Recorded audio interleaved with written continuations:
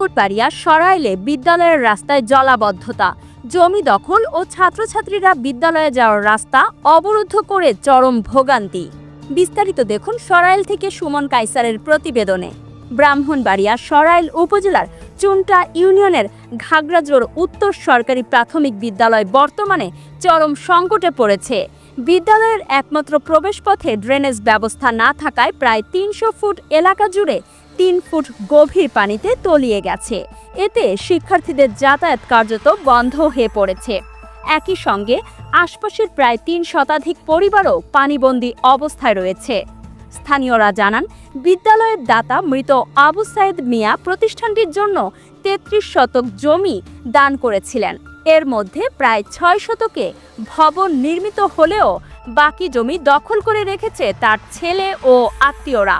তারা জায়গা জবরদখল করে সেখানে চাষাবাদ শুরু করায় বিদ্যালয়ের বিকল্প পথও বন্ধ হয়ে গেছে।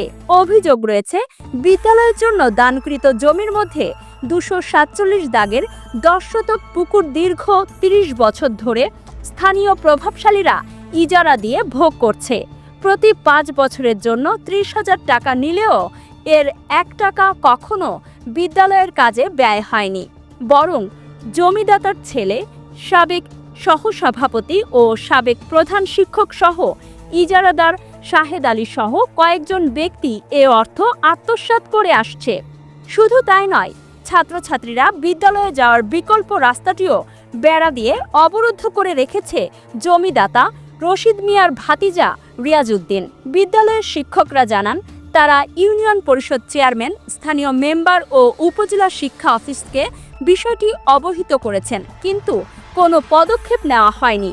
বরং অসাধু দখলদাররা নিয়মিতভাবে তাদের হুমকির মুখে ফেলছে। এ অবস্থায় এলাকাবাসী উপজেলা ও জেলা প্রশাসনের কাছে দ্রুত হস্তক্ষেপের দাবি জানিয়েছে। তারা বলেন, অবিলম্বে ড্রেনেজ ব্যবস্থা করা, বিদ্যালয়ের জমি দখলমুক্ত করা এবং দখলদারদের আইনের আওতায় আনা না হলে শিক্ষা কার্যক্রম মারাত্মকভাবে ব্যাহত হবে।